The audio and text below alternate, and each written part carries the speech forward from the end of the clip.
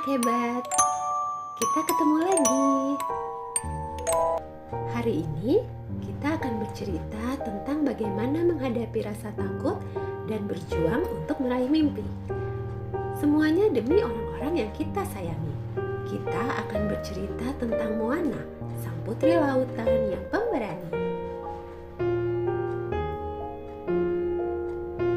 Di sebuah pulau terpencil yang bernama Motunui, hidup seorang kepala suku yang adil dan bijaksana dan sangat dicintai oleh rakyatnya. Kepala suku ini memiliki seorang anak perempuan yang diberi nama Moana. Sejak kecil, Moana sangat menyukai lautan.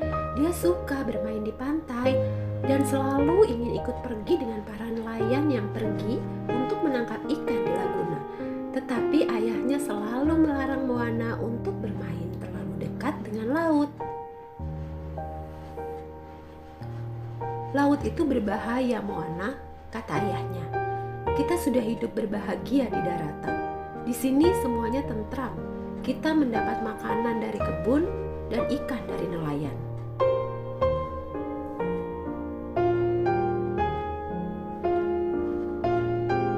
Tidak ada penduduk pulau ini yang boleh berenang ataupun berlayar ke lautan dalam. Itu adalah perintah yang tidak boleh dilanggar. Moana pun menurut karena dia takut pada ayahnya.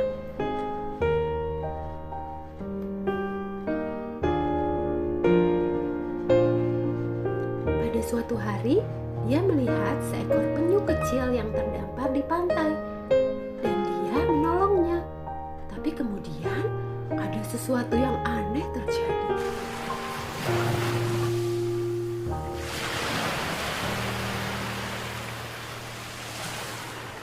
Air laut membelah perlahan dan membuka jalan bagi Moana kecil untuk berjalan di antara ombak.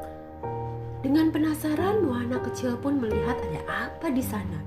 Tiba-tiba, dari dalam air laut muncul sebuah batu kecil berwarna hijau dengan lambang melingkar seperti pusaran air.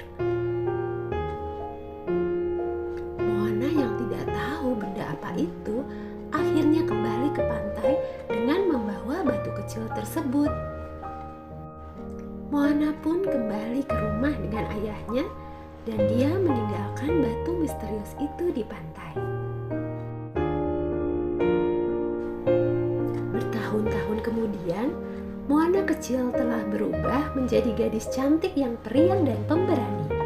Dia dilatih oleh ayahnya agar kelak dapat menjadi kepala suku. Tetapi suatu hari, masalah datang ke pulau mereka yang tentram. Buah kelapa yang menjadi makanan pokok suku Motunui tiba-tiba berubah menjadi kering. Buah kelapa itu menghitam dan tidak dapat dimakan.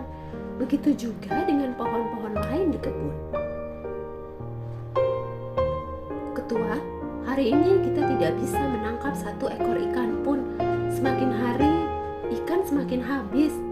Begitu kata nelayan melapor pada ayahnya.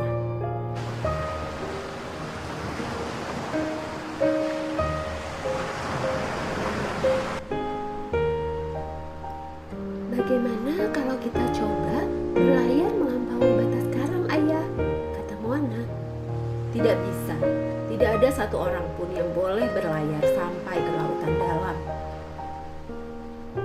Tapi ikan-ikan di sini kan sudah habis, ayah. Kita harus mencoba pergi ke lautan yang lebih jauh. Jika tidak, nanti bagaimana? Jangan membantah, Moana.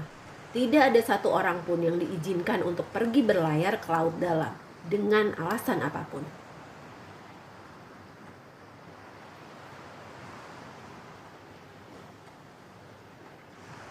Moana menjadi sedih karena dia merasa seharusnya mereka pergi mencoba mencari ikan di tempat yang lebih dalam. Moana pun mencari akal. Diam-diam, dia mencuri perahu nelayan dan pergi berlayar menuju laut dalam sendirian. Tetapi Moana belum pernah berlayar seumur hidupnya. Dia tidak tahu bagaimana cara mengendalikan kapal. Perahunya pun mulai terseret ombak dan kembali ke pantai. Moana tidak bisa berbuat apa-apa. Moana semakin bersedih, kakinya terluka dan dia merasa gagal.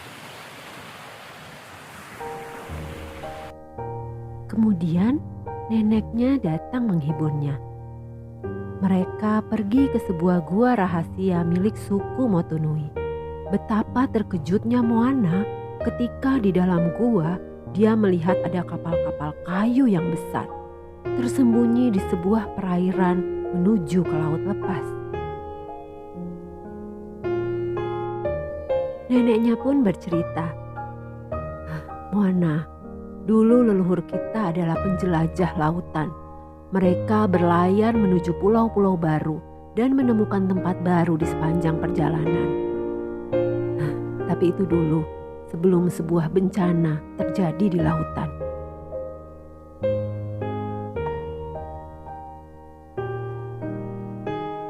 Konon dahulu kala, ada seorang dewi lautan yang memiliki kesaktian untuk menciptakan kehidupan di semua pulau-pulau.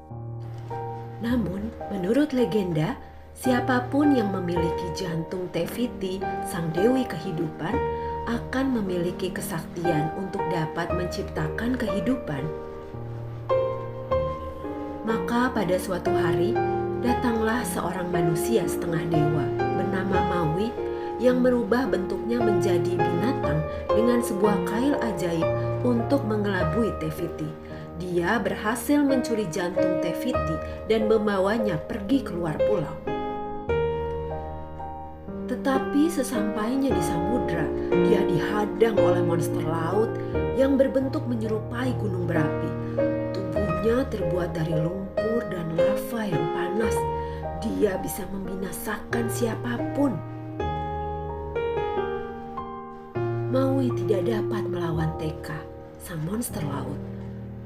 Maui, kail ajaibnya, dan jantung Tefiti hilang di lautan. Dan sejak saat itu, laut menjadi tempat yang berbahaya. Tidak ada lagi penjelajah yang berani berlayar jauh hingga ke samudra lepas.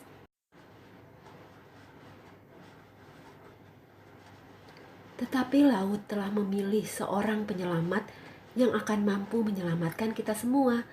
Dia adalah seorang anak kecil yang diberi jantung Tefiti yang hilang. Nenek mengeluarkan sebuah batu kecil berwarna hijau. Hah? Jadi aku tidak bermimpi. Batu ini benar-benar ada, Nek, kata Moana. Iya, kamu adalah orang yang terpilih, Moana. Pergilah mencari Maui dan ajaklah dia untuk mengembalikan jantung Tefiti yang dicuri. Dan kembalikanlah ketentraman di lautan. Malam itu, nenek Moana meninggal dunia. Moana pun diam-diam pergi dengan perahu leluhurnya menuju lautan lepas.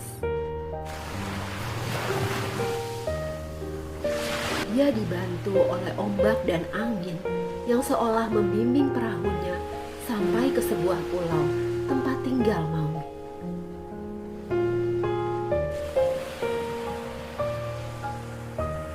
Tetapi di tengah perjalanan, langit menjadi gelap dan Moana tidak bisa mengendalikan kemudinya. Dia sendirian dan ketakutan. Bagaimana ini? Kapalnya terombang-ambing di bawah angin. Moana pun terjatuh, tidak sadarkan diri. Kapalnya hanyut terus terbawa ombak dan karam di sebuah pulau yang terpencil. Nah, anak hebat, bagaimana ya nasib Moana? Bisakah dia bertemu Maui? Temukan jawabannya di bagian kedua ya. Terima kasih sudah mendengarkan.